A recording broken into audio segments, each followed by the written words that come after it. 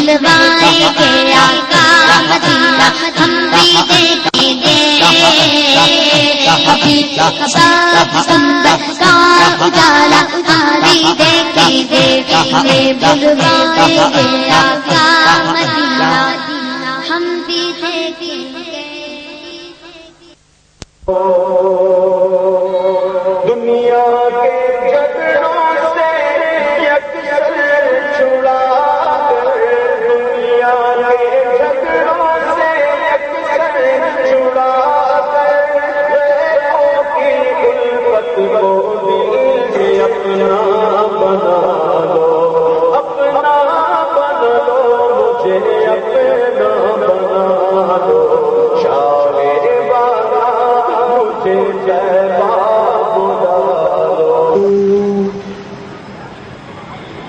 بسم الله الرحمن الرحيم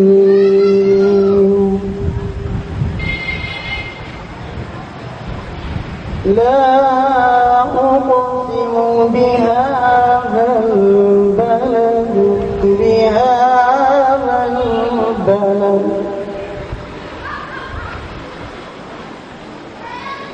ووالد وما ولد لقد خلقنا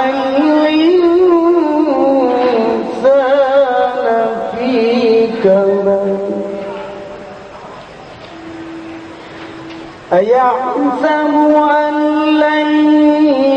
يقدر عليه أحد يقول أهلكت مالا لبدا أيحسب أن لم يره أحد ألم نجعل له عينين ولسانا وشفتين وهديناه النجدين فلا اقتحم العقبة وما أدراك ما العقبة صدق الله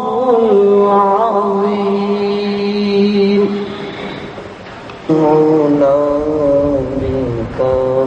بكماله بلغ العلا بكماله كشف الدجى بجماله حسن جميع خصاله صلوا عليه وآله صلوا عليه وآله مولاي صل وسلم دائما أبدا على حبيبك خير الخلق كلهم مولاي صل وسلم دائما أبدا على حبيبك خير الخلق كلهم الحمد لله منشئ الخلق من عدم الحمد لله منشئ الخلق من عدم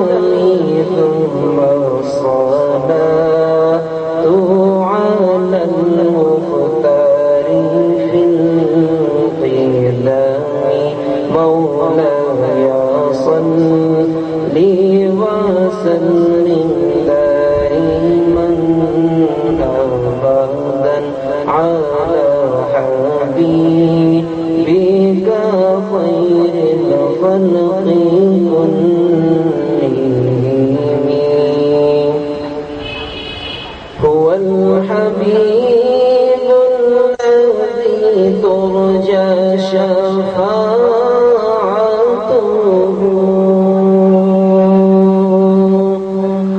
هو الحبيب الذي ترجى شفاعته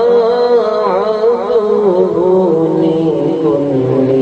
هول من الأهوال المقتحم مولاي صل وسلم دائما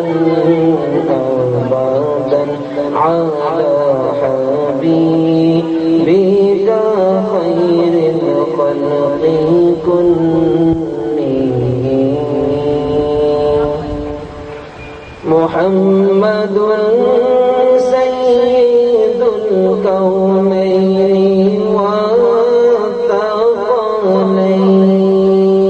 والثقلين محمد سيد الكونين والثقلين والفريقين من عرب ومن عجم مولاي صل وسلم دائما أبدا على حبيبك خير الخلق كلهم نبينا الآمر الناهي فلا أحد نبينا الآمر الناهي فلا أحد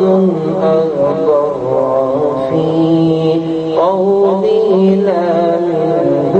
ولا نعمي مولاي صل وسلم دائما أبدا على حبيبك خير الخلق كلهم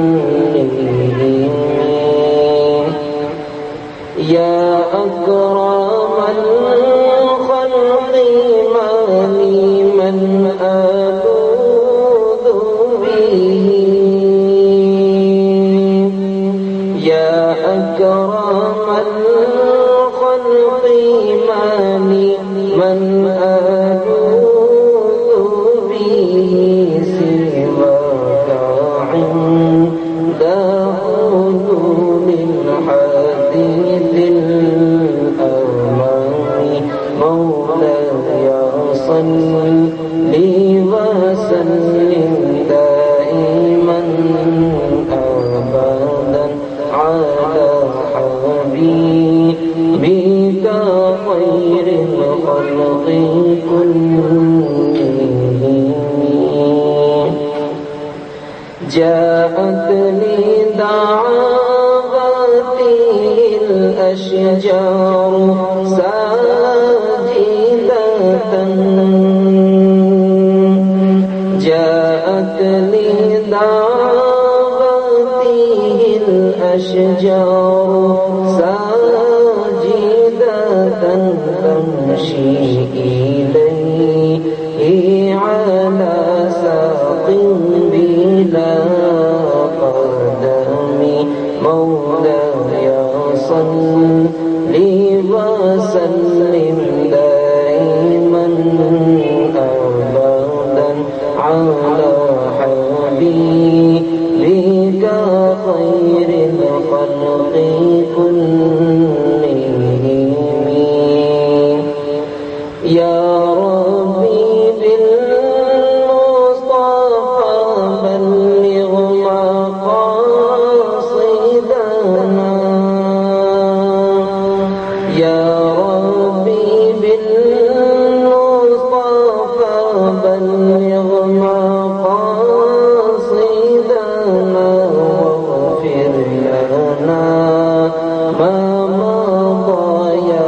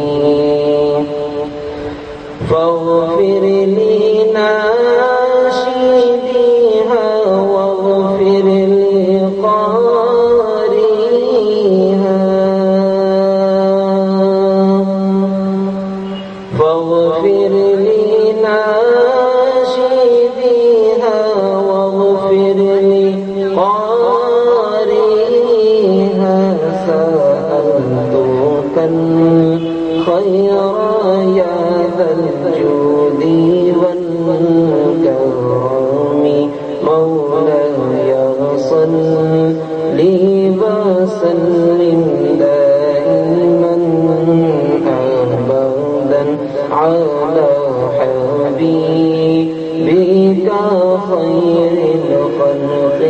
كلهم مولاي صل وسلم دائما أبدا على حبيبك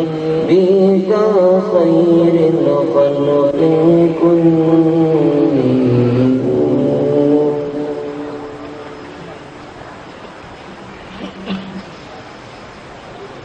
مولانا حافظ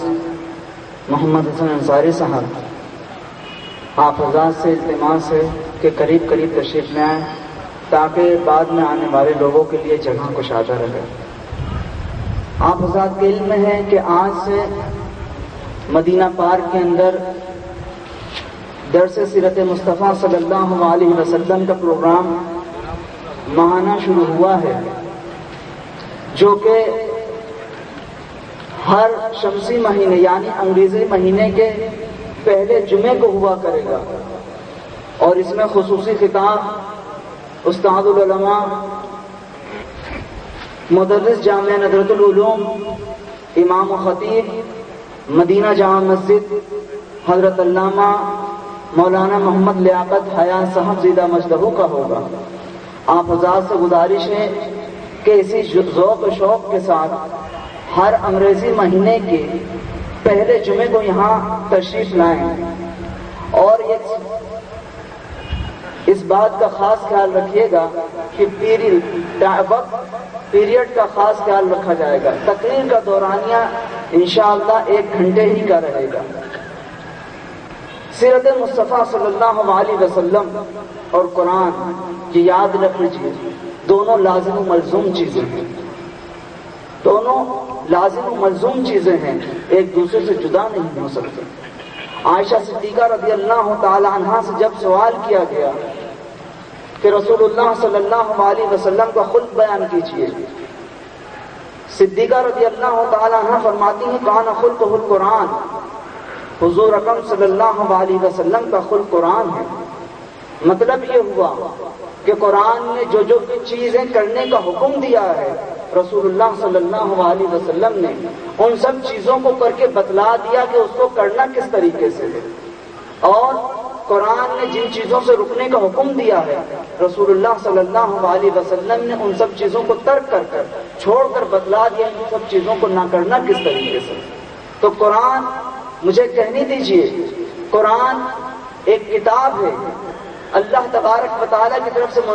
نازل کی ہوئی کتاب ہے. اگر اس کو انسانی شکل کے پیراہے میں پیش کیا جائے تو رسول اللہ صلی اللہ علیہ وسلم کی سیرت بن جاتی ہے، اور رسول اللہ صلی اللہ علیہ وسلم کی سیرت کو اگر جامع کلمات کا لباس پہنا دیا جائے تو وہ قرآن بن جایا کرتا ہے. تو قرآن اور صاحب قرآن سیرت مصطفیٰ صلی اللہ علیہ وسلم دونوں لازم و ملزوم چیزیں ہیں. تو آج طاغوتی طاقتوں نے، آج عالم کفر نے جو اس نتیجے پہ پہنچے ہیں کہ اسلام کی صورت کس طریقے سے خراب کی جائے، اسلام کی تعلیمات کس طریقے سے لوگوں کے دلوں سے نکالی جائے، قرآن سے صاحب قرآن کا تعلق ختم کر دیا جائے، قرآن سے سیرت مصطفیٰ صلی اللہ علیہ وسلم کو ختم کر دی جائے، تو آج اس کے لیے ایک منظم سازش ہو رہی ہے، ایک پروپیگنڈا ہو رہا ہے. شکوک و شبہات کے گرد رسول اللہ صلی اللہ علیہ وسلم کے سراج منیر والی سیرت پہ ڈالنے کی کوشش کی جا رہی ہے. آج اسی اہمیت کے پیش نظر، انہی خدشات کے پیش نظر آپ کے لیے سیرت درس مصطفیٰ صلی اللہ علیہ وسلم کا اہتمام کیا گیا ہے. تو آپ حضرات سے گزارش ہے کہ آپ حضرات ہر انگریزی مہینے کے پہلے جمعے کو اسی ذوق و شوق کے ساتھ مدینہ پارک میں جمع ہوئے. اب میں بلا تاخیر دعوت خطاب دیتا ہوں حضرت علامہ مولانا محمد لیاقت حیات زیدہ مجدہ کو کہ وہ اپنے روحانی عرفانی بیان سے ہمارے قلوب و اذہان کو منور فرمائے. جناب حضرت علامہ مولانا لیاقت حیات صاحب زیدہ مجدہ.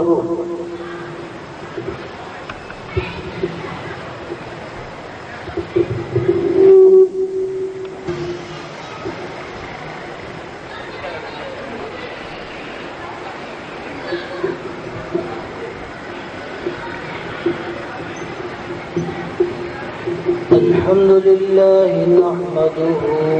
ونستعينه ونستغفره ونؤمن به ونتوكل عليه ونعوذ بالله من شرور أنفسنا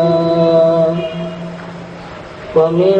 سيئات أعمالنا من يهده الله فلا مضل له ومن يضلله فلا هادي له ونشهد أن لا إله إلا الله وحده لا شريك له ونشهد أن سيدنا ومولانا محمدا عبده ورسوله أما بعد فأعوذ بالله من الشيطان الرجيم بسم الله الرحمن الرحيم إن الله وملائكته يصلون على النبي يا أيها الذين آمنوا صلوا عليه وسلموا تسليما صدق الله مولانا العلي العظيم وبلغنا رسوله النبي الكريم ونحن على ذلك لمن الشاهدين والشاكرين والحمد لله رب العالمين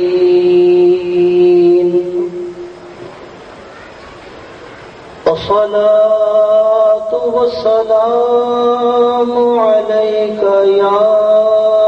رسول الله الصلاة والسلام عليك يا حبيب الله الصلاة والسلام عليك يا رحمة للعالمين الصلاة والسلام عليك يا راحة العاشقين الصلاة والسلام عليك يا مراد المشتاقين الصلاة والسلام عليك يا شفيع المذنبين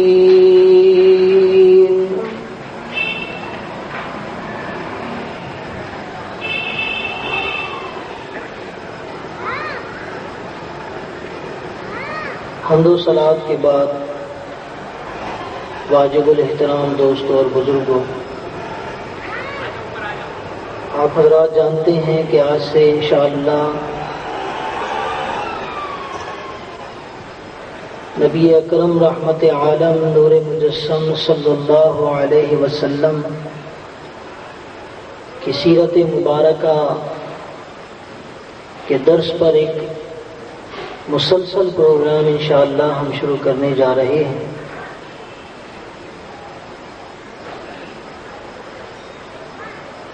اور اس سلسلے میں ہماری کوشش یہ ہوگی کہ ہم آپ تک نبی پاک صلی اللہ تعالی علیہ وسلم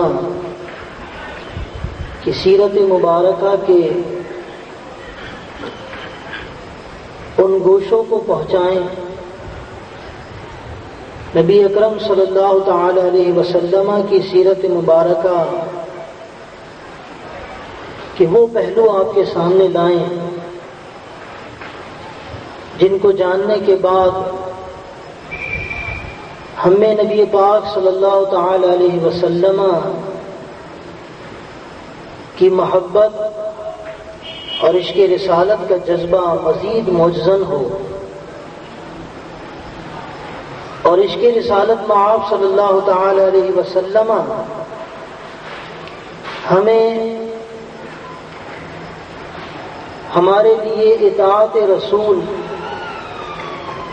اور پیروی رسول کا ذریعہ اور سبب بن جائے۔ محترم دوستوں اور بزرگوں، اگر اس وقت عالمی سطح پر پورے عالم اسلام کا جائزہ لیا جائے تو یہ بات دیکھنے میں آئے گی کہ اس وقت عالم اسلام عمومی طور پر اس کی حالت ناگفتنی ہے۔ اس وقت عالم اسلام ایک انتشار اور ابتری کا شکار دکھائی دے گا۔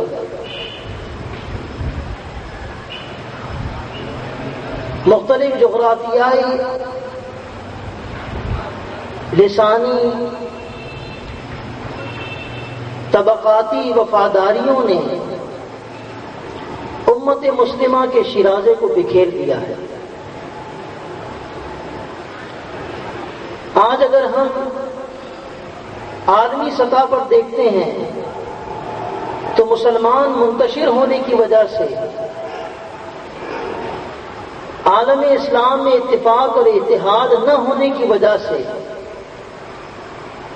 عالمی سطح پر مسلمانوں کا، اہل اسلام کا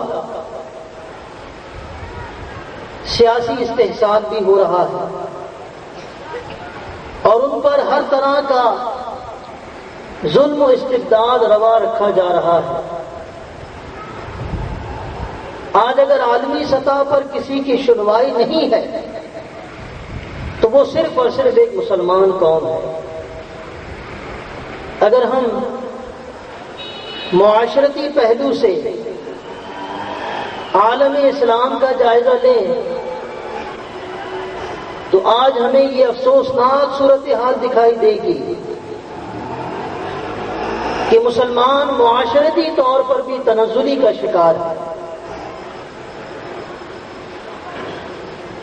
آج اسلامی عقائد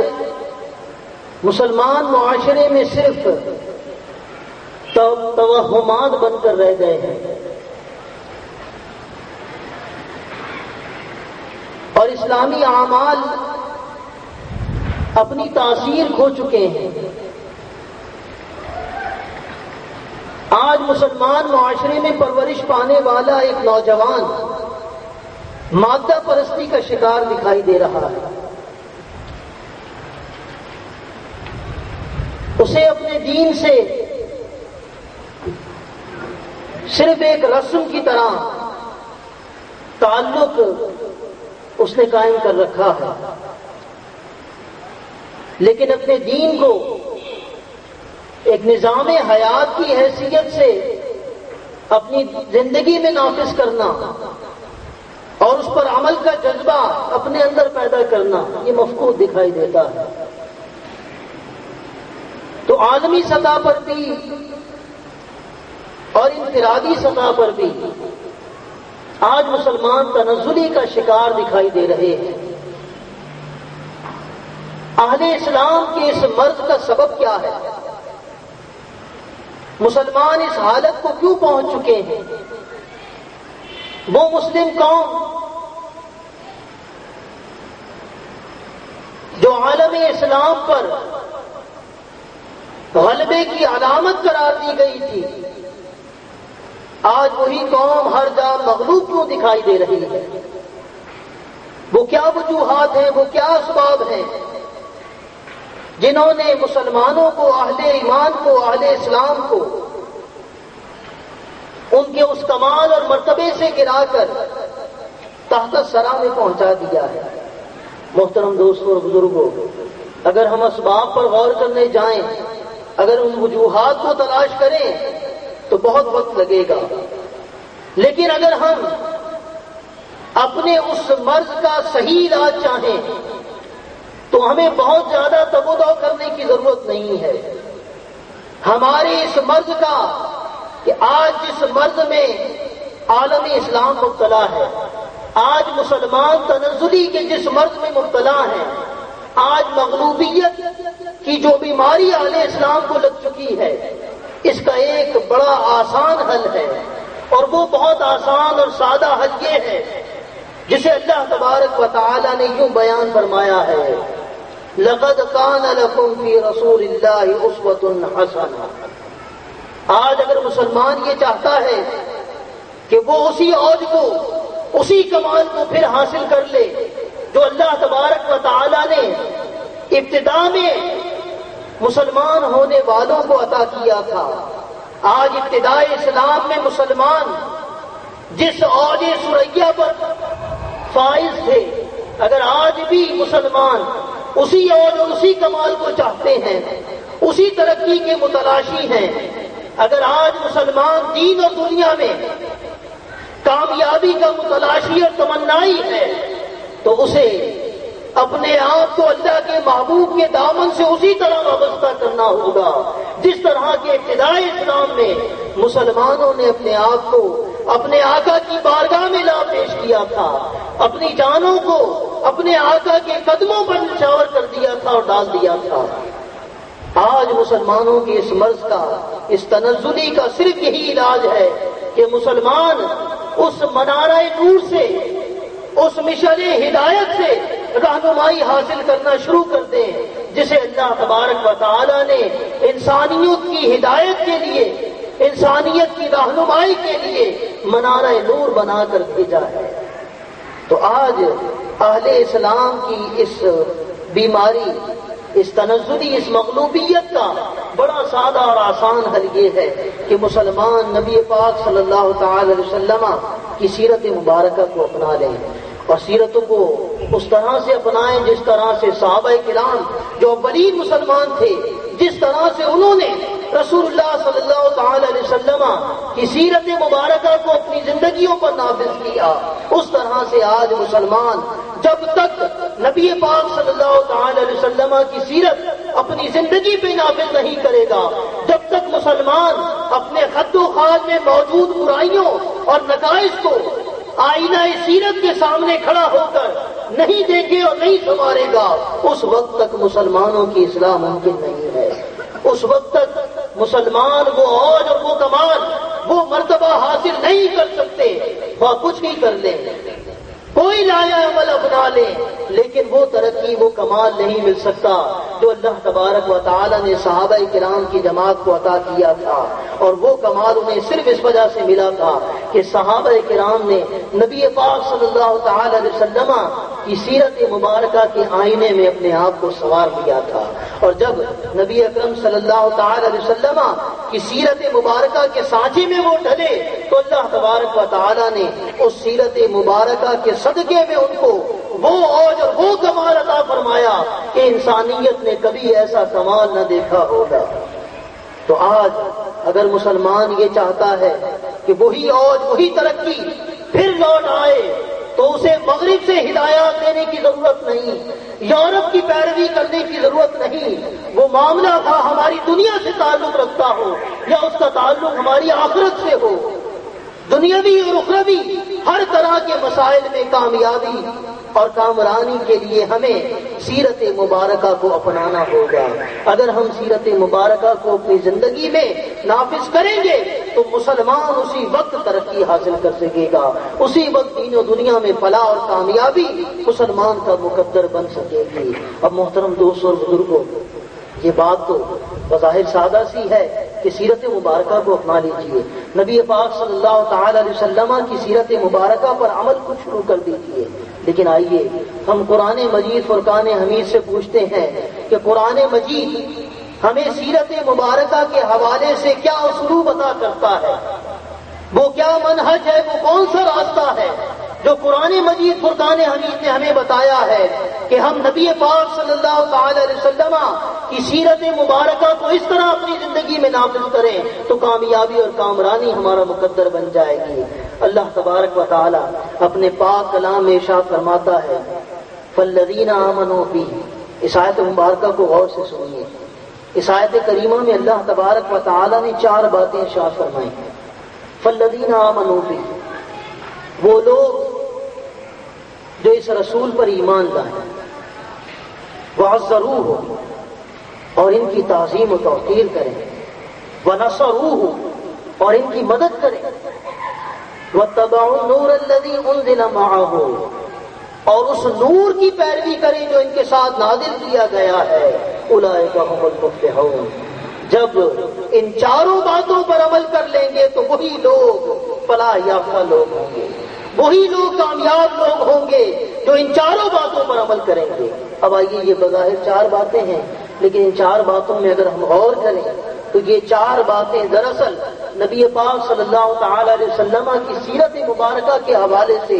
2 طرح سے ہمیں رہنمائی دے رہی ہیں۔ آپ کی سیرت مبارکہ کے 2 پہلو ہمارے سامنے اجاگر کر رہی ہیں۔ وہ 2 پہلو کیا ہیں؟ دیکھیے، قرآن مجید کی اس آیت میں پہلی بات جو کہی گئی فالذین آمنوا، دوسری بات جو کہی گئی وعزروہ، یہ 2 باتیں اگر ہم غور کریں تو آپ پر ایمان لانا ہے اور آپ کی تعظیم اور توقیر کرنا ہے۔ جب ان 2 باتوں پر ہم غور کریں گے تو نبی پاک صلی اللہ تعالی علیہ وسلم کی سیرت مبارکہ کا یہ پہلو ہمارے سامنے آ رہا ہے کہ ہم نے آپ پر ایمان بھی لانا ہے اور آپ کی تعظیم اور توقیر بھی کرنی ہے۔ اس کا مطلب یہ ہے کہ ہم نے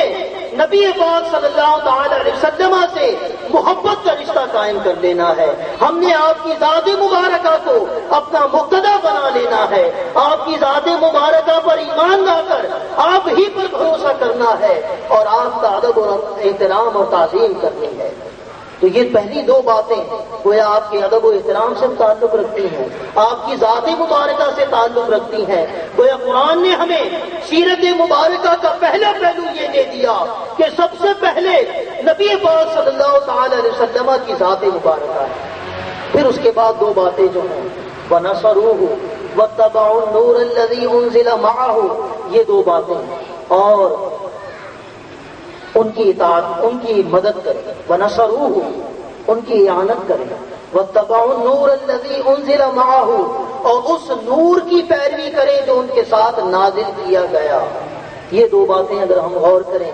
تو نبی پاک صلی اللہ تعالی علیہ وسلم کی تعلیمات سے تعلق رکھتی ہیں۔ وہ تعلیمات جو رحمت عالم صلی اللہ تعالی علیہ وسلم اپنے پروردگار کی طرف سے لے کر انسانوں کے درمیان تشریف لائے، اب یہ 2 باتیں ان تعلیمات سے تعلق رکھتی ہیں۔ اب قرآن مجید فرقان حمید کی روشنی میں سیرت مبارکہ کا یہ اسلوب ہمارے سامنے آ گیا کہ ہم نے سیرت مبارکہ پر اس طرح عمل کرنا ہے کہ پہلے آپ کی ذات مبارکہ سے تعلق جوڑنا ہے، پہلے آپ کی ذات مبارکہ سے محبت کا رشتہ قائم کرنا ہے، اور پھر اس کے بعد آپ کی لائی ہوئی تعلیمات پر عمل کا رشتہ قائم کرنا ہے۔ جب ہم یہ کر لیں گے تو اللہ تبارک و تعالی نے فرمایا اولئک ھم المفلحون، جس نے ایسا کر لیا کہ میرے محبوب کی ذات سے اپنا محبت کا قلبی رشتہ قائم کر لیا اور ان کی لائی ہوئی تعلیمات پر عمل کر لیا، تو یہی ہے جو بامراد ہے، یہی ہے جو فلاح یافتہ ہے، یہی کامیاب شخص ہے کہ جس نے نبی پاک صلی اللہ تعالی علیہ وسلم کی سیرت مبارکہ کے ان 2 پہلوؤں کو اپنا لیا۔ محترم دوستوں اور بزرگوں، اب سیرت مبارکہ کی یہ جو 2 پہلو ہیں، آپ کی ذات مبارکہ اور آپ کی تعلیمات، نبی پاک صلی اللہ تعالی علیہ وسلم کی سیرت مبارکہ کے وہ کتب جو اولین ادوار میں دور میں لکھی گئی، مسلمان فقہا نے، مسلمان محدثین نے، مفسرین نے، علماء نے جو کتابیں لکھی، اگر ان کتابوں کا مطالعہ کیا جائے تو یہ 2 پہلو بڑے واضح طور پر ابھر کر سامنے آتے ہیں کہ ان کتب میں ان 2 پہلوؤں پر روشنی ڈالی گئی۔ نبی پاک صلی اللہ تعالی علیہ وسلم کی ذات مبارکہ کے فضائل اور محابت بھی بیان کیے گئے اور نبی اکرم صلی اللہ تعالی علیہ وسلم کی تعلیمات کو بھی واضح کر کے بیان کیا گیا ہے۔ 2 باتیں بیان کی گئی ہیں، لیکن محترم دوستوں اور بزرگوں، جب کوئی قوم مغلوب ہو جایا کرتی ہے، جب کوئی قوم غلامی کے دور سے گزر جاتی ہے اور جب کوئی قوم اپنی اصل کو، اپنے سرمایہ فکری اور علمی سرمایہ کو چھوڑ کر کسی اور طرف نگاہیں جما لیتی ہے، جب زندگی کا فلسفہ، زندگی کے قوانین جب کہیں اور سے عزم کیا جانا شروع ہو جاتا ہے، تو پھر یہی نتیجہ نکلتا ہے کہ پھر اصل میں وہ تعلیمات، اصل میں وہ احکامات جو اس دین کا مقصود ہوتے ہیں، ان کی صورت بگڑ جاتی ہے۔ یہاں اہل اسلام کے ساتھ بھی یہی ہوا کہ وہ جو تعلیمات تھیں جن میں نبی پاک صلی اللہ تعالی علیہ وسلم کی ذات مبارکہ کو بھی اور آپ کی تعلیمات کو بھی اہمیت اور حیثیت دی گئی تھی، وہاں پر اس اسلوب میں، اس طریقے میں فرق آنا شروع ہو گیا۔ اب مسلمانوں کے درمیان ہی بعض ایسے مفکرین پیدا ہو گئے جنہوں نے اسلام کے مقابلے میں یورپ میں مستشرقین کی جو کتب تھیں، وہ کتابیں جو عیسائیوں نے، یہودیوں نے اور دیگر مذاہب سے تعلق رکھنے والے لوگوں نے جو اسلام کے متعلق کتب لکھی ہیں، ان کتب کا مطالعہ کیا، اور جب وہ ایک سوچی سمجھی سازش کے تحت جو وہاں زہر پھیلایا گیا تھا، جب وہ اس سے متاثر ہو گئے، تو اب جب وہ سیرت کی بات کرنے لگے تو انہوں نے بھی سیرت کی بات کرتے ہوئے وہی بولی بولی جو بولی مغرب کے مستشرقین بول رہے تھے۔ انہوں نے وہ طریقہ اور وہ اسلوب پر کر دیا جو اسلوب اور طریقہ ہمیں صلی اللہ تعالی علیہ وسلم کے محبین نے آپ کی سیرت مبارکہ کا جو اسلوب ہمارے سامنے رکھا تھا، نتیجہ یہ نکلا کہ مسلمانوں کے اندر ہی کچھ ایسے مفکرین جو مادہ پرست اور مغرب زدہ مفکرین تھے، وہ ایسے پیدا ہو گئے کہ انہوں نے نبی پاک صلی اللہ تعالی علیہ وسلم کی سیرت مبارکہ کا جب ذکر کرنا شروع کیا تو وہ سیرت مبارکہ کا پہلو، وہ حصہ جس کا تعلق آپ کی ذات مبارکہ سے تھا، نبی اکرم صلی اللہ تعالی علیہ وسلم کی ذات مبارکہ، آپ کی ذات ستودہ صفات کے اوصاف اور کمال، جب وہ وہاں آئے تو اب وہاں انہوں نے تحقیق اس طرح سے دکھائی کہ نبی اکرم صلی اللہ تعالی علیہ وسلم کی ذات مبارکہ سے متعلق جو معجزات اور جو آپ کی ذات ستودہ صفات کے اوصاف اور محامد کتب سیرت میں بیان کیے جاتے ہیں، یہ تو دراصل درجہ دوم کی کتابیں ہیں، ورنہ بڑے بڑے جو محدثین ہیں، مثلا امام بخاری، امام مسلم، ان بڑے بڑے محدثین نے ان روایات کو اپنی کتابوں میں جگہ نہیں دی ہے۔ یہ ساری روایات ضعیف درجے کی روایات ہیں جو نبی پاک صلی اللہ تعالی علیہ وسلم کی ذات کے اوصاف بیان کر رہی ہیں، آپ کے معجزات بیان کر رہی ہیں، ایسے تمام روایات یہ دوسرے درجے کی روایات ہیں۔ اب یہ کن لوگوں نے کہا؟ ان لوگوں نے جو مغرب زدہ ہیں،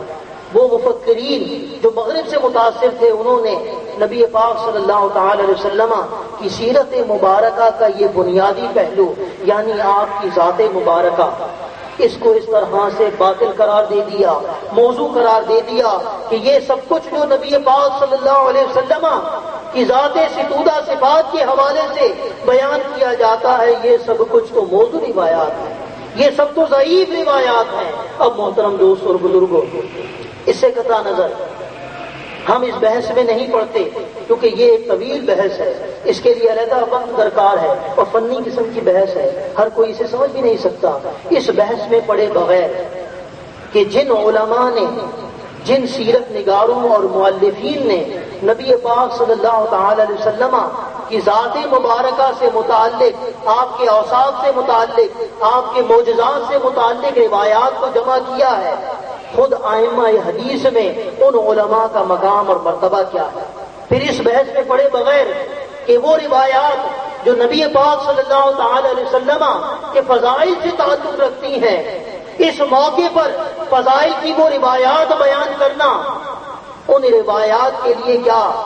صحیح درجے کی روایات ہونا ہی ضروری ہے؟ کیا یہاں پر وہ روایات جو محدثین کی اصطلاح میں ضعیف کہلاتی ہیں، کیا یہ وہ موقع ہے کہ یہاں ضعیف روایات کو قبول نہیں کیا جا سکتا؟ اب یہ میں نے کہا نا، یہ فنی بحث ہے، اس بحث میں پڑے بغیر اگر ہم تھوڑا سا غور کریں، تھوڑا سا غور کریں تو بات ہماری سمجھ میں آ جائے گی۔ بات سادہ سی یہ ہے کہ دراصل وہ لوگ جنہوں نے ایسے موقع پر روایات کے قبول اور عدم قبول کے لیے وہ معیار، جو احکامات کی روایات کے لیے تھا، جو اعتقادیات کی روایات کے لیے تھا، اس معیار کو، ان قواعد کو یہاں پر جو لاگو کیا، تو اس سے یہ بات معلوم ہوتی ہے کہ دراصل یہ مسئلہ کسی روایت کے قبول کرنے یا عدم قبول کا نہیں ہے، بلکہ یہ مسئلہ زاویہ نگاہ کا ہے، یہ مسئلہ فنی نہیں ہے بلکہ یہ مسئلہ فکری ہے، یہ مسئلہ تحقیقاتی نہیں ہے بلکہ یہ مسئلہ نظریاتی ہے۔ دراصل ایسے لوگ جو مغرب سے متاثر ہیں، جو یورپ کا اثر قبول کر چکے ہیں، وہ جب اسلامی تعلیمات اور نبی پاک صلی اللہ تعالی علیہ وسلم کی سیرت مبارکہ پر لب کشائی کرتے ہیں، تو چونکہ ان کا نقطہ نگاہ یہ ہے کہ اسلام تو صرف اس چیز کا نام ہے کہ بندہ قرآن مجید، فرقان حمید اور نبی پاک صلی اللہ تعالی علیہ وسلم کی تعلیمات پر عمل کر لے تو گویا اس نے پورے اسلام پر عمل کر لیا۔ نبی پاک صلی اللہ تعالی علیہ وسلم کی محبت کا حق ادا ہو جائے گا اگر کوئی شخص آپ کی لائی ہوئی تعلیمات پر عمل کر لے گا۔ رہ گیا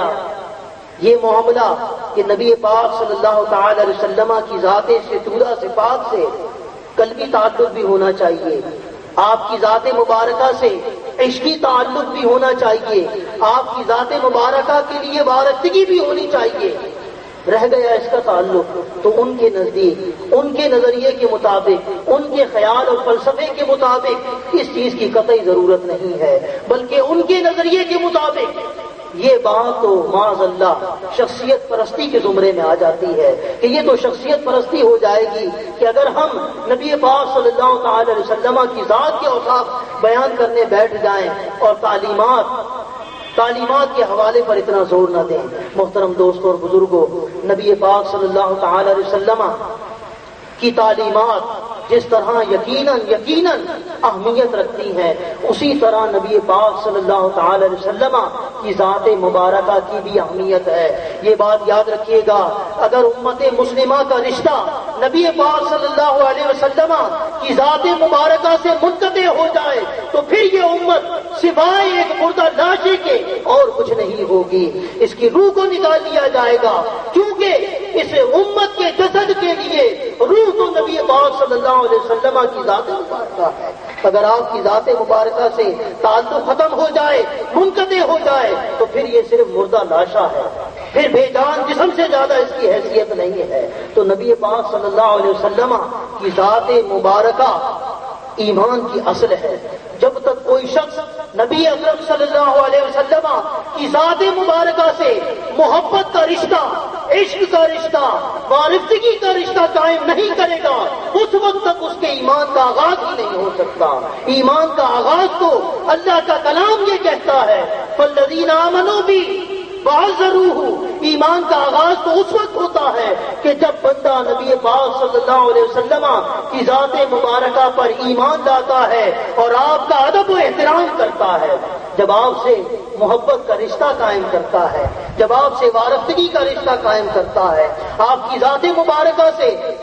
وہ رشتہ قائم کر لیتا ہے کہ نبی اکرم صلی اللہ علیہ وسلم کی ذات مبارکہ سے اسے اتنی محبت ہو جائے کہ پھر آپ کی محبت پر وہ سب کچھ قربان کرنے کو تیار ہو جائے۔ جب وہ نبی اکرم صلی اللہ علیہ وسلم سے محبت کا یہ رشتہ قائم کرے گا تو پھر اس کے ایمان کا آغاز ہوگا، پھر ایمان کا آغاز ہوگا۔ آئیے محترم دوست اور بزرگوں، ہو سکتا ہے کہ کسی کے دل میں خیال آئے کہ جی یہ تو جذباتی باتیں ہیں۔ آئیے میں آپ کو بتاؤں کہ وہ اولین مسلمان جن کے بارے میں اللہ کے کلام نے یہ فرمایا، لقد رضی اللہ عنہم ورضوا عنہ، یہ وہ جماعت ہے کہ جن سے اللہ راضی ہو گیا اور یہ اللہ سے راضی ہو گئے، وہ جماعت جنہیں اللہ تبارک و تعالی نے اپنی رضا کی سند عطا فرمائی ہے۔ آئیے ہم دیکھتے ہیں کہ اس جماعت کا طریقہ کار نبی پاک صلی اللہ تعالی علیہ وسلم کی پیروی کے حوالے سے کیا تھا، آپ کی سنت مبارکہ پر عمل کے حوالے سے، آپ کی سیرت مبارکہ پر عمل کے حوالے سے اس عظیم جماعت نے ہمارے لیے کیا تعلیم چھوڑی ہے۔ اگر ہم نبی پاک صلی اللہ علیہ وسلم کہ ان صحابہ کے طریقہ کار اور سیرت پر غور کریں تو نبی اکرم صلی اللہ علیہ وسلم کی تربیت یافتہ اس جماعت نے ہمیں یہ طریقہ بتایا ہے کہ نبی اکرم رحمت عالم صلی اللہ تعالی علیہ وسلم کی ذات مبارکہ سے پہلے محبت کا رشتہ قائم کرنا ہے۔ پہلے ان کے ادب اور احترام کو اپنے دل میں جاگزی کرنا ہے، پھر اس کے بعد وہ جذبہ پیدا ہوگا کہ ہم ان کی لائی ہوئی تعلیمات پر عمل کر سکیں گے۔ حضرت عباس رضی اللہ تعالیٰ عنہ نبی پاک صلی اللہ علیہ وسلم کے چچا ہیں۔ آئیے میں آپ کو بتاؤں کتنی ایمان افروز بات کہہ کر چلے گئے۔ حضرت عباس رضی اللہ تعالیٰ عنہ رشتے میں نبی پاک صلی اللہ علیہ وسلم کے چچا ہیں، عمر میں نبی پاک صلی اللہ علیہ وسلم سے بڑے ہیں۔ ان سے کسی نے یہ سوال کیا کہ اے عباس یہ بتائیے آپ بڑے ہیں یا نبی پاک صلی اللہ علیہ وسلم بڑے ہیں؟ اب دیکھیے، اگر صرف نبی پاک صلی اللہ تعالی علیہ وسلم کی لائی ہوئی تعلیمات کی ہی اہمیت تھی، آپ کی ذات مبارکہ کی کوئی اہمیت اور حیثیت معاذ اللہ نہیں تھی، تو پھر حضرت عباس رضی اللہ تعالی عنہ کو اس موقع پر بدیہی سی بات ہے یہ جواب دینا چاہیے تھا کہ میں ان سے پہلے پیدا ہوا، میں عمر میں ان سے بڑا ہوں، میں پہلے پیدا ہوا لہذا میں ان سے عمر میں بڑا ہوں۔ لیکن حضرت عباس جو صحابی رسول بھی ہیں رضی اللہ تعالی عنہ ہمیں تعلیم دے رہے ہیں کہ نبی پاک صلی اللہ تعالی علیہ وسلم کا ادب و احترام، آپ کی ذات مبارکہ سے محبت کا تعلق اور رشتہ یہ ایمان کی بنیاد ہے۔ حضرت عباس رضی اللہ تعالیٰ عنہ سے جب یہ سوال ہوا کہ آپ بڑے ہیں یا رسول اللہ صلی اللہ علیہ وسلم بڑے ہیں، حضرت عباس نے ارشاد فرمایا، آپ نے ارشاد فرمایا کہ بڑے تو رسول اللہ ہیں، پیدا میں پہلے ہوا ہوں۔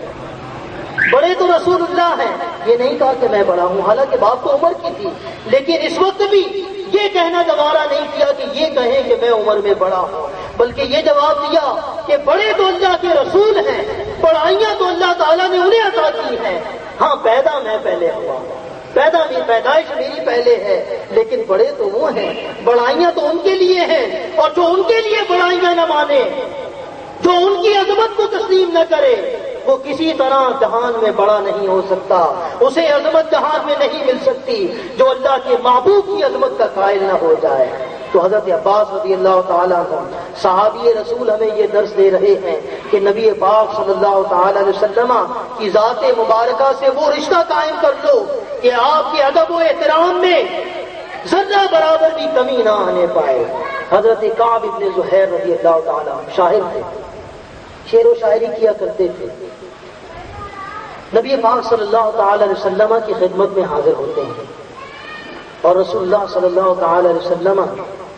کی خدمت میں حاضر ہو کر انہوں نے ایک قصیدہ پیش کیا، شاعر تھے،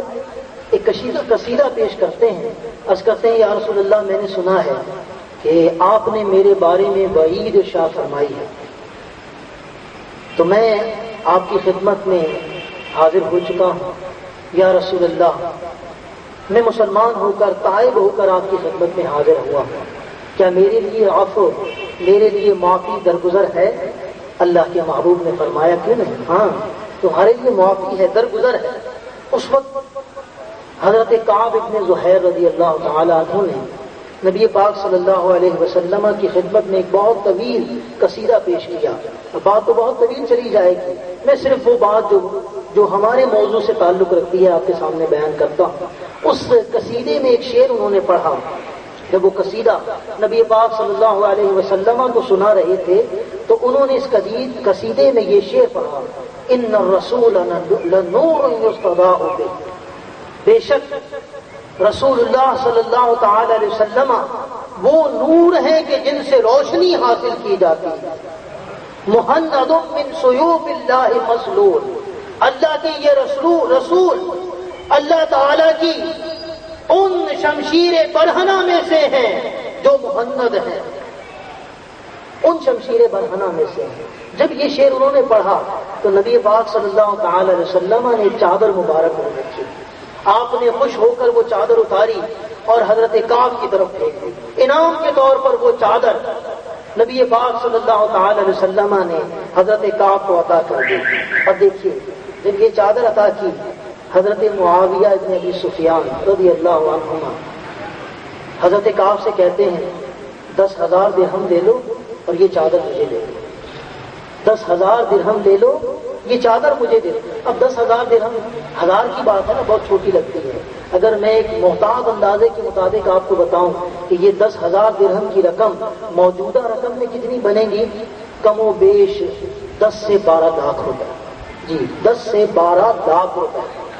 حضرت معاویہ رضی اللہ تعالیٰ عنہ نے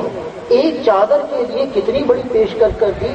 کہ موجودہ دور کے 10 سے 12 لاکھ روپے،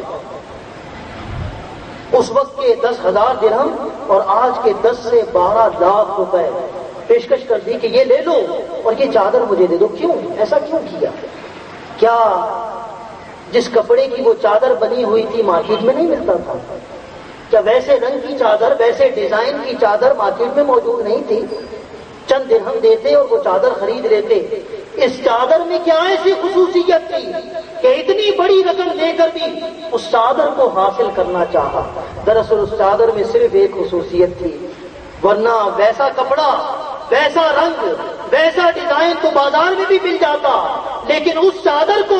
جو خصوصیت مل چکی تھی وہ کسی اور کپڑے کو حاصل نہیں تھی، اور وہ خصوصیت صرف اور صرف یہ تھی کہ وہ چادر مبارکہ نبی اکرم صلی اللہ تعالی علیہ وسلم کے جسم مبارک سے مس ہو چکی تھی۔ اس لیے اتنی بڑی پیشکش کر دی کہ 10,000 درہم لے لو اور یہ چادر مجھے دے دو۔ اب دیکھیے 10,000 درہم، اتنی بڑی پیشکش۔ حضرت کعب جو نو مسلم ہیں لیکن اللہ کے محبوب کا ادب و احترام، آپ سے محبت،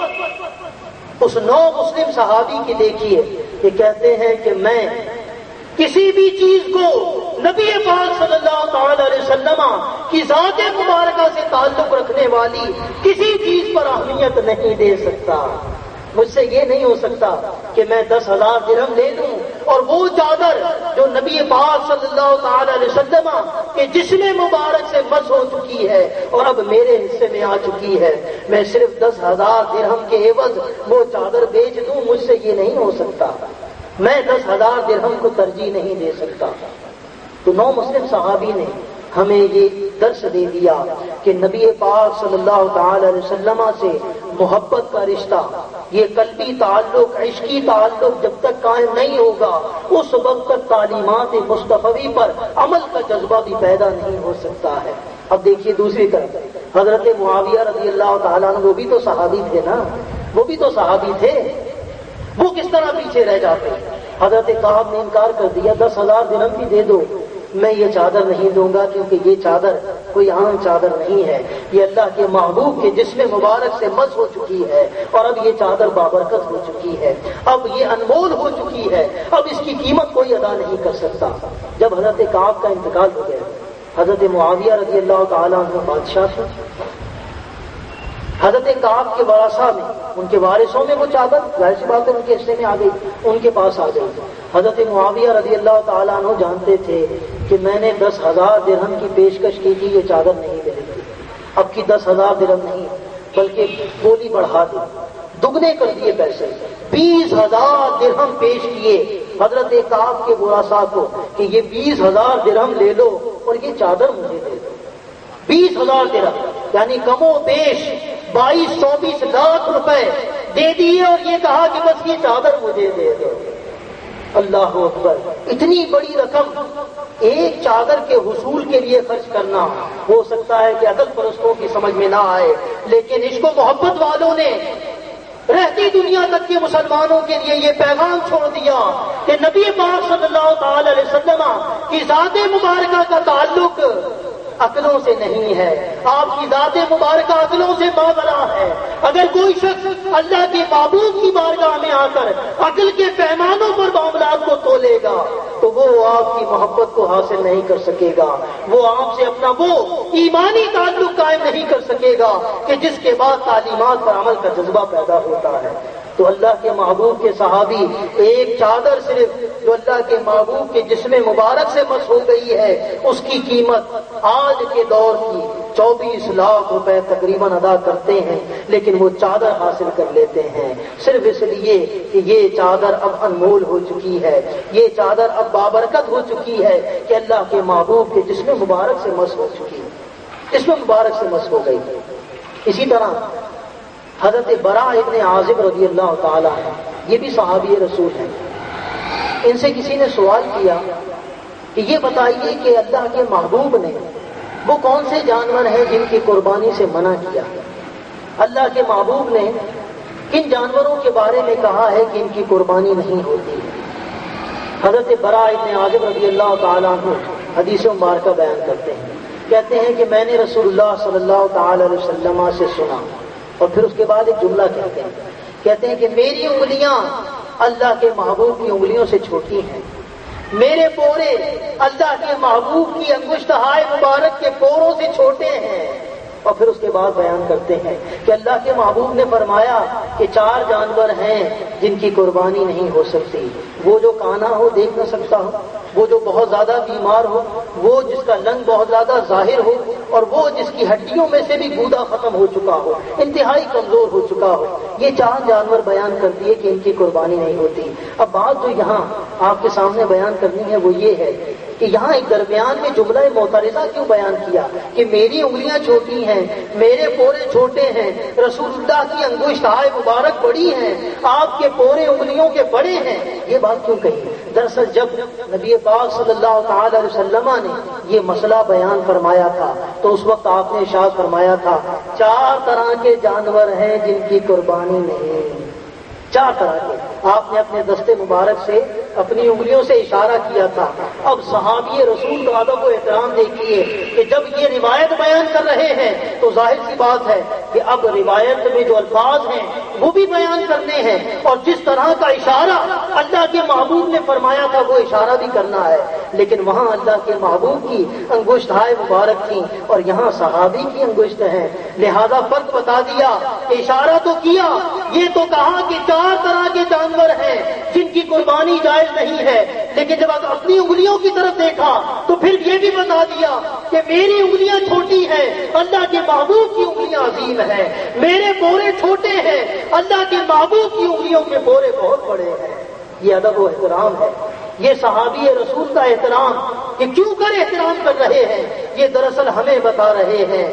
کہ نبی پاک صلی اللہ تعالی علیہ وسلم کی سیرت مبارکہ پر، آپ کی تعلیمات پر جس طرح ان صحابہ نے عمل کیا، اور کون ہوگا تو اس طرح سے اللہ کے محبوب کی اطاعت کر سکے گا. ایسی مثال نہ تو اب موجود ہے اور نہ ہی پیش کی جا سکتی ہے کہ اللہ کے محبوب کی اطاعت اس طرح سے کی گئی ہو. لیکن اطاعت کا یہ جذبہ صحابہ کرام میں کہاں سے آیا تھا کہ انہوں نے پہلے نبی پاک صلی اللہ تعالی علیہ وسلم کی ذات مبارکہ سے حبی تعلق قائم کر لیا تھا. وہ عشق و محبت کا رشتہ اللہ کے محبوب سے جوڑ لیا تھا. اور جب کسی بندے کو کسی سے عشق ہو جائے، اور جسے اللہ کے محبوب سے عشق ہو جائے، جسے اللہ کے محبوب سے عشق ہو جائے، تو جب کسی کو کسی سے عشق ہو جاتا ہے تو پھر وہ اس کے عشق میں مگن ہو جاتا ہے. صحابہ کرام نے عشق و محبت کا یہ رشتہ اللہ کے محبوب سے جوڑ لیا تھا تو وہ اللہ کے محبوب کے عشق میں مگن ہو گئے تھے. اب ان کے کسی عمل میں اللہ کے محبوب کے بتائے ہوئے طریقے کی خلاف ورزی نہیں تھی. اب وہ جو قدم اٹھاتے تھے شاہراہ عمل پر، ان کا جو قدم بھی اٹھتا تھا وہ اللہ کے محبوب کی تعلیمات کی روشنی میں اٹھتا تھا. لیکن عمل کا یہ جذبہ انہیں کیوں کر حاصل ہوا کہ جب انہوں نے سیرت مبارکہ کی وہ بنیاد، وہ اولین تقاضا، یعنی اللہ کے محبوب سے محبت کا رشتہ قائم کرنا، اللہ کے محبوب کی ذات مبارکہ سے محبت اور عشق کا تعلق قائم کر لینا، جب انہوں نے یہ تعلق قائم کیا تو پھر نبی پاک صلی اللہ علیہ وسلم کی ذات مبارکہ کی تعلیمات سے بھی انہیں محبت ہو گئی، اور پھر ان تعلیمات پر عمل کرنے کا جذبہ بھی ان میں پیدا ہو گیا. لیکن محترم دوست اور بزرگوں، اب ظاہر سی بات ہے کہ آپ کی ذات مبارکہ، یہ تو ہمیں قرآن نے بتا دیا کہ ایمان کی ابتدا تو ہوتی ہے اس وقت کہ جب کوئی بندہ نبی پاک صلی اللہ تعالی علیہ وسلم کی ذات مبارکہ سے حبی تعلق قائم کرتا ہے. جب عشق و محبت کا یہ رشتہ اللہ کے محبوب سے قائم ہوتا ہے تو وہ شاہراہ ایمان پر گامزن ہو جاتا ہے. اب ایمان کی شاہراہ پر چلتے ہوئے انہیں جن ہدایات کی ضرورت ہے وہ ہدایات نبی پاک صلی اللہ تعالی علیہ وسلم کی تعلیمات ہیں. اب اگر وہ شاہراہ ایمان پر سیدھا سیدھا چلتا چلا جانا چاہتا ہے تو اس کے لیے ضروری ہے کہ وہ نبی پاک صلی اللہ تعالی علیہ وسلم کی ذات مبارکہ سے محبت کا رشتہ قائم کرنے کے بعد یہ نہ سمجھ لے کہ بس ایمان کی تکمیل ہو گئی، ابھی تو ایمان کا آغاز ہوا ہے، یہ تو ابتدا ہے ایمان کی۔ ایمان کی ابتدا تو یوں ہو گئی کہ مسلمان نے اپنے آقا و مولا سے محبت کا رشتہ قائم کر دیا۔ اب ایمان کی تکمیل کے لیے یہ بھی ضروری ہے کہ آپ کی تعلیمات پر عمل کریں، آپ کے بتائے ہوئے طریقوں پر عمل کریں۔ اگر نبی پاک صلی اللہ تعالی علیہ وسلم کے طریقوں پر، آپ کی تعلیمات پر، آپ کے بتائے ہوئے احکامات پر عمل نہ کیا تو پھر ایمان کا آغاز تو ہو گیا لیکن تکمیل نہیں ہو سکے گی، کیونکہ کلام مجید فرقان حمید نے جو اگلی دو باتیں کہیں وہ یہی تو کہیں ہیں، وَنَصَرُوهُ، جب اس رسول پر ایمان لے آئیں، ان کی تعظیم اور توقیر کر لیں تو پھر اس کے بعد اگلا مرحلہ آتا ہے ان کی اعانت کریں۔ وَاتَّبَعُوا النُّورَ الَّذِي أُنزِلَ مَعَهُ، اور پھر اس کے بعد اس نور کی پیروی کریں جو ان کے ساتھ نازل کیا گیا ہے۔ اب یہ دوسرا مرحلہ ہے، اور وہ دوسرا مرحلہ کیا ہے کہ آپ کی تعلیمات پر عمل کیا جائے۔ جب کوئی تعلیمات پر عمل کرے گا تو پھر گویا اس کی ایمان کی تکمیل ہوگی، اور اگر تعلیمات پر عمل نہ کیا تو اس نے گویا ایمان کا آغاز تو کیا، سفر کے لیے تیاری تو کی، لیکن سفر پر روانہ نہ ہوا۔ سفر پر روانہ، ایمان کے سفر پر تو وہ گامزن ہے جو نبی پاک صلی اللہ تعالی علیہ وسلم سے حبی تعلق بھی رکھتا ہے اور پھر آپ کی تعلیمات پر عمل بھی کر رہا ہے۔ اور تعلیمات پر عمل، آپ کی اطاعت، آپ کی پیروی، یہ نبی پاک صلی اللہ تعالی علیہ وسلم سے محبت کی علامت بھی تو ہے، یہ محبت کی دلیل بھی تو ہے۔ محبت پر دلیل کب قائم ہوگی کہ جب نبی پاک صلی اللہ تعالی علیہ وسلم کی لائی ہوئی تعلیمات کے مطابق عمل کو بھی بنایا جائے گا، جب ان تعلیمات پر عمل بھی کیا جائے گا۔ یہی ہمیں قرآن مجید فرقان حمید نے بھی بتا دیا ہے کہ ان کی اعانت کرنی ہے، یعنی دین میں ان کی مدد کرنی ہے، دین کی اشاعت اور تبلیغ کرنی ہے، اور قرآن مجید فرقان حمید پر عمل کرنا ہے، یعنی وہ نور جو قرآن مجید کی صورت میں اور سیرت مبارکہ کی صورت میں ہمارے سامنے نبی پاک صلی اللہ تعالی علیہ وسلم نے پیش کیا ہے، اب ہمیں ان تعلیمات پر بھی عمل کرنا ہے۔ جب ہم تعلیمات پر عمل کریں گے تو اس وقت ایمان کی تکمیل ہو جائے گی۔ اللہ کے محبوب نے فرمایا کہ کوئی بھی شخص اس وقت تک مومن نہیں ہو سکتا۔ اب یہ ایمان کی جو نفی ہے، دراصل یہ ایمان کے کمال کی نفی ہے کہ اس وقت تک کوئی کامل مومن نہیں ہو سکتا جب تک کہ وہ اپنی خواہشات کو اس چیز کا تابع نہ بنا دے جو میں لایا۔ جب تک میری ہوئی لائی تعلیمات کے مطابق اپنی خواہشات کو ان کے تابع نہ کر دے گا، اس وقت تک ایمان کی تکمیل نہیں ہو سکے گی۔ ایمان کی تکمیل کب ہوگی کہ جب نبی پاک صلی اللہ تعالی علیہ وسلم کی لائی ہوئی تعلیمات پر عمل کیا جائے گا۔ یہ بھی ضروری ہے۔ آج محترم دوستوں اور بزرگوں،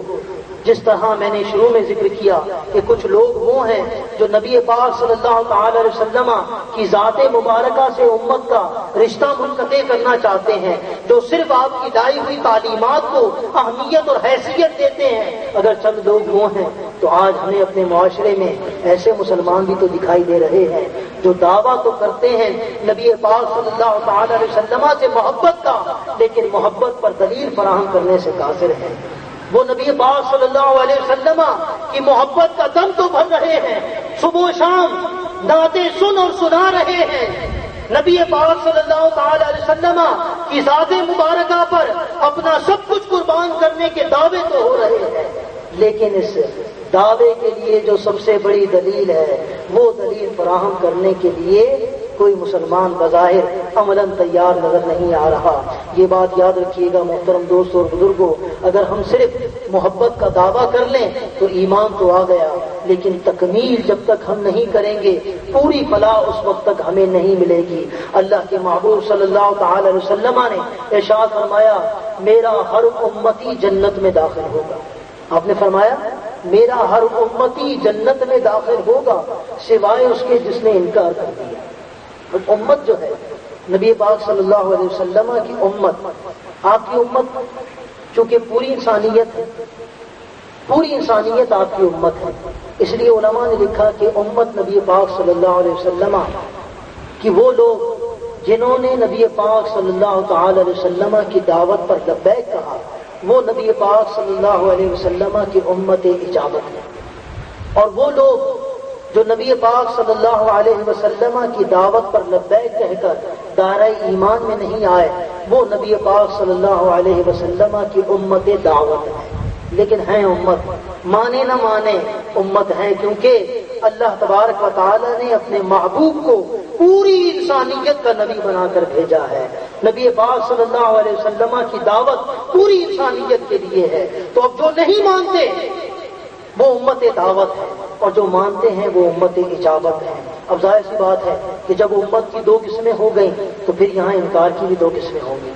ایک انکار کی قسم تو وہ ہے جو اللہ کے محبوب نے فرمایا کہ میرا ہر امتی جنت میں داخل ہوگا سوائے اس کے جس نے انکار کیا، تو نبی پاک صلی اللہ علیہ وسلم کی امت دعوت، اس کا انکار تو یہ ہے کہ انہوں نے مانا ہی نہیں، وہ ایمان ہی نہیں لائے، ان کا انکار تو یہ ہے۔ اور امت اجابت کا انکار یہ ہوگا، اور یہ امت اجابت کے لیے زجر ہوگا، یا ان کے لیے تشدید ہوگی، تحدید ہوگی، توبیخ ہوگی کہ اگر اللہ کے محبوب پر ایمان لے آئے ہو لیکن تم اب بھی انکار کرنے والے کہلاؤ گے، اس وقت تک انکار کرنے والے کہلاؤ گے جب تک اللہ کے محبوب نے فرمایا کہ میرا ہر امتی جنت میں داخل ہوگا سوائے اس کے جس نے انکار کیا۔ تو عرض کیا گیا کس نے انکار کیا؟ آپ نے ارشاد فرمایا کہ جس نے اقرار کیا، جس نے میری اطاعت کی وہ جنت میں داخل ہو جائے گا، اطاعت کی وہ جنت میں داخل ہو جائے گا، اور جس نے میری نافرمانی کی گویا اس نے انکار کر دیا، اس نے انکار کر دیا۔ تو اب امت دعوت کا انکار تو یہ ہے کہ اس نے مانا ہی نہیں، اور امت اجابت یعنی مسلمان کا انکار یہ کہلائے گا کہ وہ مان تو لے لیکن اطاعت نہ کرے۔ تو کب پوری نجات ملے گی، کب ایمان کی تکمیل ہوگی؟ کہ جب ماننے کے بعد اطاعت کرنی ہے، جب ان کا اطاعت کریں گے تو پھر ایمان کی تکمیل ہو جائے گی، پھر ایمان کی تکمیل ہو جائے گی۔ حضرت جابر رضی اللہ تعالیٰ عنہ کہتے ہیں کہ نبی پاک صلی اللہ علیہ وسلم کی خدمت عالی میں کچھ فرشتے حاضر ہوئے، آپ استراحت فرما تھے، سو رہے تھے، تو بعض فرشتوں نے بعض سے کہا کہ ان صاحب کی، تمہارے صاحب کی، بعض فرشتوں نے بعض سے کہا کہ تمہارے ان صاحب کی مثال ایسی ایسی ہے۔ تو بعض فرشتے کہنے لگے کہ یہ تو سو رہے ہیں۔ دوسرے فرشتوں نے کہا نہیں، آنکھیں ان کی سو رہی ہیں لیکن قلب مبارک جاگ رہا ہے۔ پھر مثال بیان کی، ان کی مثال ایسی ہے کہ جیسے کسی نے ایک خوبصورت گھر بنایا اور پھر اس گھر میں ایک دسترخوان بچھا دیا اور ایک داعی کو بھیج دیا کہ جاؤ جا کر دعوت دو اور بلا لو، تمہاری دعوت پر جو بھی لبیک کہے اسے کہو آئے اور اس گھر میں داخل ہو جائے، اور داخل ہو کر اس دسترخوان پر بیٹھ جائے اور جو انواع و اقسام کی نعمتیں ہیں ان سے استفادہ کرے۔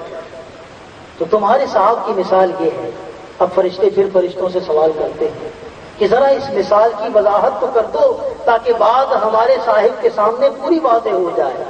تو پھر فرشتے وضاحت کرتے ہیں کہ داعی، وہ گھر جو بنایا گیا وہ گھر جنت ہے،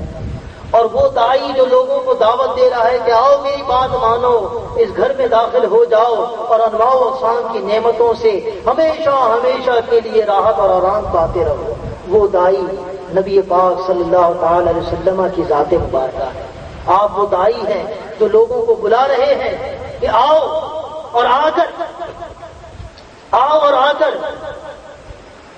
اس بچھے ہوئے دسترخوان سے استفادہ کرو، صرف تمہیں یہ کرنا ہے کہ اس دعوت پر لبیک کہنا ہے۔ تو وہ داعی نبی پاک صلی اللہ تعالی علیہ وسلم ہے۔ اب جس نے آپ کی دعوت پر لبیک کہا اور وہ اس گھر میں داخل ہو گیا تو اس کے لیے اس دسترخوان پر پڑی ہوئی تمام نعمتیں ہیں، اور جس نے انکار کر دیا وہ اس دسترخوان کی نعمتوں سے محروم رہ گیا۔ تو محترم دوست اور بزرگوں، اب جب دعوت پر لبیک کہا جائے گا تو پورا لبیک کہا جانا ضروری ہے، اور پورا لبیک یہی ہے کہ نبی پاک صلی اللہ تعالی علیہ وسلم کی ذات مبارکہ سے حبی تعلق، عشق کا تعلق، محبت کا تعلق قائم کر لیجئے، اور پھر آپ کی اطاعت کا سلسلہ شروع کر دیجئے۔ اگر یہ باتیں نہیں پائی جائیں گی، محبت کا تعلق نہیں ہوگا تو جب بھی ایمان کامل نہیں، ایمان کی ابتدا نہیں ہوئی، اور اگر آپ کی اطاعت نہیں ہوگی تو ایمان اس وقت بھی کامل نہیں ہے۔ تو محترم دوستوں اور بزرگوں، ایمان کی تکمیل کے لیے اطاعت بھی ضروری ہے۔ جب تک ہم اطاعت نہیں کریں گے اس وقت تک ایمان کی تکمیل نہیں ہوگی۔ اللہ تبارک و تعالیٰ سے دعا ہے کہ اللہ تبارک و تعالیٰ ہمیں اپنے محبوب صلی اللہ تعالی علیہ وسلم سے محبت کا رشتہ استوار کرنے کی توفیق عطا فرمائے، اور پھر ہمیں نبی پاک صلی اللہ تعالی علیہ وسلم کی اطاعت کرنے کی توفیق عطا فرمائے۔ محترم دوستوں بزرگوں، یہ جو سلسلہ آج شروع ہوا ہے، یہ دراصل یہ سلسلہ ہم نے جو شروع کیا ہے اس کا بنیادی مقصد یہی ہے کہ ہم نبی پاک صلی اللہ تعالی علیہ وسلم کی سیرت مبارکہ کے حوالے سے ان دونوں پہلوؤں کو اپنے مسلمان بھائیوں کے سامنے رکھیں۔ انشاءاللہ آئندہ ہر ماہ جو پہلا جمعہ ہوگا، انگریزی مہینے کا جو پہلا جمعہ ہوگا وہ کسی تاریخ میں بھی آئے، تاریخ کوئی بھی ہو، پہلا جمعہ انشاءاللہ اسی طرح عشاء کی نماز کے بعد 10 بجے شروع ہوگا پروگرام، 11 بجے کے آس پاس انشاءاللہ اختتام پذیر ہو جائے گا۔ اور انشاءاللہ آپ دیکھیں گے جب آپ آئیں گے، کیونکہ آج کا جو درس تھا یہ درس یوں سمجھ لیجیے کہ سیرت مبارکہ کی تمہید تھی جو آج آپ کے سامنے بیان کر دی ہے، جس سے آپ کو یہ سمجھ جانا چاہیے کہ آئندہ سیرت مبارکہ جو آپ کے سامنے بیان ہوگی وہ انہی دو پہلوؤں کو سامنے رکھ کر بیان ہوگی، یعنی عشق و محبت کی باتیں بھی ہوں گی۔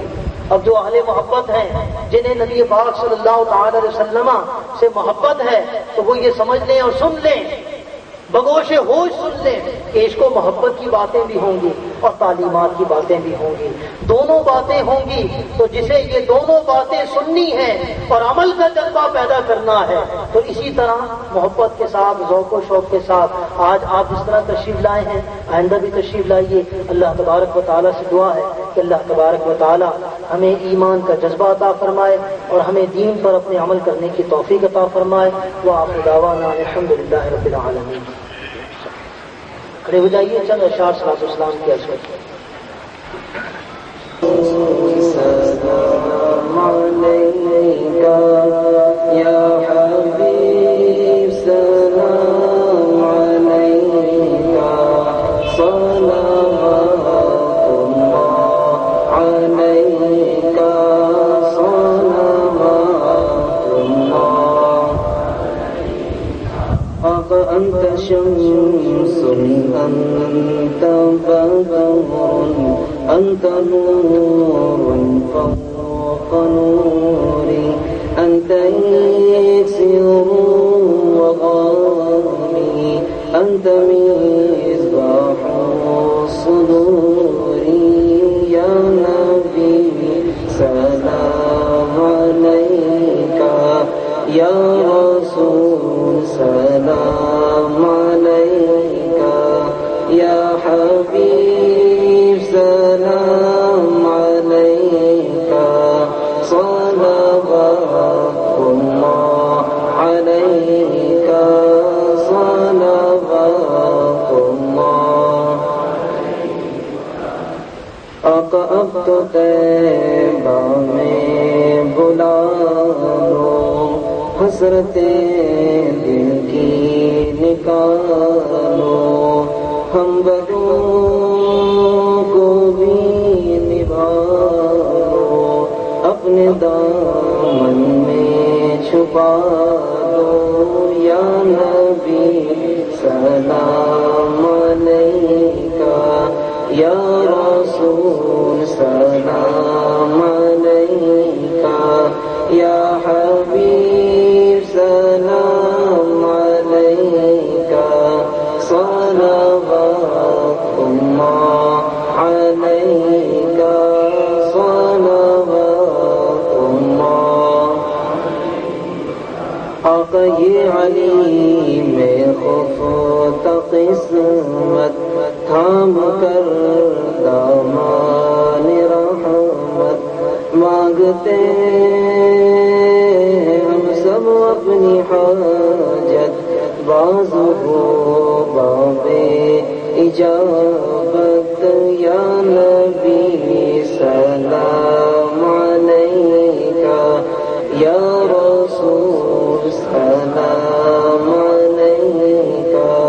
یا حبیب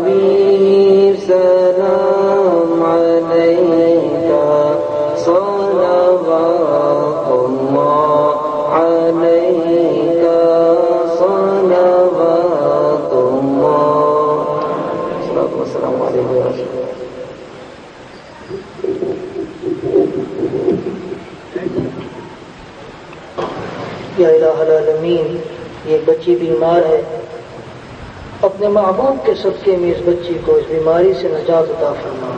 یا الہ العالمین جو لوگ جس طرح کی پریشانی میں مبتلا ہیں، بیماریاں ہیں، قرض ہیں، امراض ہیں، یا الہ العالمین اپنے محبوب کے صدقے میں سب کو اپنی پریشانیوں سے نجات عطا فرما۔ یا الہ العالمین یہ درس کا سلسلہ جو شروع کیا گیا ہے، یا الہ العالمین اس سلسلے میں جن لوگوں نے میدان درم قدم سخن حصہ لیا ہے، یا الہ العالمین تو ان کی سعی کو اپنی بارگاہ میں قبول فرما۔ یا الہ العالمین جس نیک ارادے کے ساتھ، جس نیک نیت کے ساتھ اور جس بھی ارادے کے تحت یا الہ العالمین یہ عمل کیا گیا ہے تو اپنی بارگاہ میں اس ارادے کو پایا تکمیل تک پہنچا۔ یا الہ العالمین یا ارحم الراحمین اپنے محبوب پاک صلی اللہ تعالی علیہ وسلم کے طفیل ہمیں ایسی محافل منعقد کرنے کی توفیق عطا فرما۔ یا الہ العالمین نبی پاک صلی اللہ تعالی علیہ وسلم کے طفیل یا الہ العالمین عالم اسلام پر اپنا فضل و کرم نازل فرما، عالم اسلام کو اتفاق اور اتحاد کی دولت عطا فرما۔ یا الہ العالمین دنیا میں جہاں کہیں مسلمان ظلم کا شکار ہے، اپنے محبوب کے طفیل انہیں ظلم سے نجات عطا فرما۔ یا الہ العالمین یا ارحم الراحمین ہم سب پر اپنا فضل و کرم نازل فرما۔ یا الہ العالمین ہمارے بیماروں کو صحت کاملہ عطا فرما۔ یا الہ العالمین ہمارے مرحومین کی مغفرت فرما۔ یا الہ العالمین ہمارے ماں باپ اگر یا الہ العالمین ہم میں سے کسی کے ماں باپ دنیا سے جا چکے ہیں تو ان کی مغفرت فرما۔ یا الہ العالمین ان کی قبروں پر اپنی رحمتیں نازل فرما۔ یا الہ العالمین جن کے ماں باپ زندہ ہیں انہیں اپنے ماں باپ کی خدمت کرنے کی توفیق عطا فرما۔ یا الہ العالمین ماں باپ سے محبت کرنے کی اور ادب و احترام کرنے کی توفیق عطا فرما۔ یا الہ العالمین یا ارحم الراحمین ہمارے گھروں میں جو بھی پریشانیاں ہیں اپنے محبوب کے طفیل وہ پریشانیاں دور فرما۔ یا الہ العالمین ہم پر اپنا فضل و کرم نازل فرما۔ ربنا تقبل منا انك انت السميع العليم وتب علينا انك انت التواب الرحيم ان الله وملائكته يصلون على النبي يا ايها الذين امنوا صلوا عليه وسلموا تسليما اللهم صل على سيدنا ومولانا محمد وعلى آل سيدنا ومولانا محمد وبارك وسلم سبحان ربك رب العزة عما يصفون وسلام على المرسلين والحمد لله رب العالمين.